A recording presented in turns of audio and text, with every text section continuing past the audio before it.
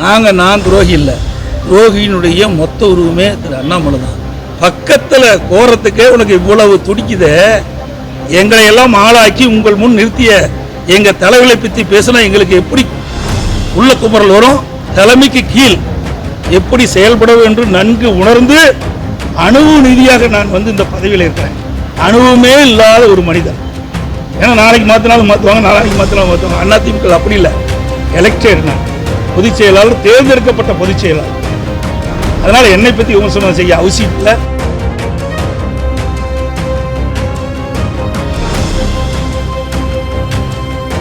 அண்ணாமலா ஈரோடு தேர்தலின் போது ஓபிஎஸ் நீங்க நிக்க வேணாம்னு சொல்லி நீங்க கேட்டதாக அண்ணாமலா அவர் என்ன வேணாலும் பேசுவார். சந்தர்ப்ப சூழ்நிலை பச்சோந்தி மாதிரி அப்பப்போ கலர் மாறுவார்.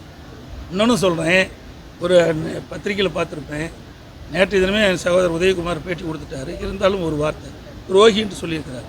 நல்லா சிந்திச்சு பாருங்கள். நான் துரோகி இல்லை. துரோகியினுடைய மொத்த உருவமே திரு அண்ணாமலை தான்.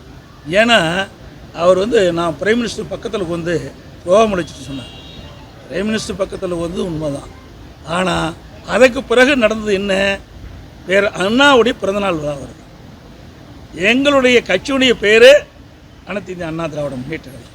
எங்களுடைய கட்சியில் பேர் அண்ணாவை தான் குறிச்சிருக்கிறோம். பொன்மனச்சம்பல் புரட்சித் தலைவர் எம்ஜிஆர்கள் இந்த இயக்கத்தை உருவாக்கின்ற பொழுது பேர் அண்ணாவுடைய கொள்கைகளை அவர் விட்டு சென்ற பணிகளை தொடர வேண்டும் என்ற ஒரு நல்ல எண்ணத்தின் அடிப்படையில் தான் இந்த அதிமுகவை தோற்றுவித்தார். அப்படிப்பட்ட எங்களுடைய தலைவர்களை அவதூறாக கீழ்த்தரமாக விமர்சித்தால் நாங்கள் எப்படி பொறுத்துக்கொள்வோம்? பக்கத்தில் கோரத்துக்கே உனக்கு இவ்வளவு துடிக்குதே. எங்களை எல்லாம் ஆளாக்கி உங்கள் முன் நிறுத்திய எங்கள் தலைவர்களை பற்றி பேசினா எங்களுக்கு எப்படி உள்ள குமரல் வரும்? நாங்களும் உணர்ச்சி உள்ள மனிதர்கள் தான். யாருக்கு அடிமை கிடையாது. சிந்தித்து பார்க்க வேண்டும். இவர் கட்சி தலைவருக்கே பொருத்தமில்லாதவர். நாங்கள்லாம் 50 ஆண்டு காலம் இந்த கட்சியில் உழைச்சி தான் இந்த பதவிக்கு வந்திருக்கிறோம். அவராட்டம் அப்பாயின்மெண்ட் பதவி கிடையாது.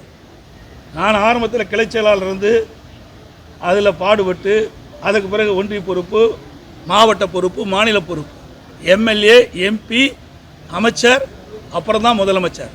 அதே மாதிரி தலைமை கழக நிர்வாகிகளாக கொள்கை பரப்பு செயலாளர், அமைப்பு செயலாளர், தலைமை நிலை செயலாளர், அப்புறம் தான் பொதுச் செயலாளர்.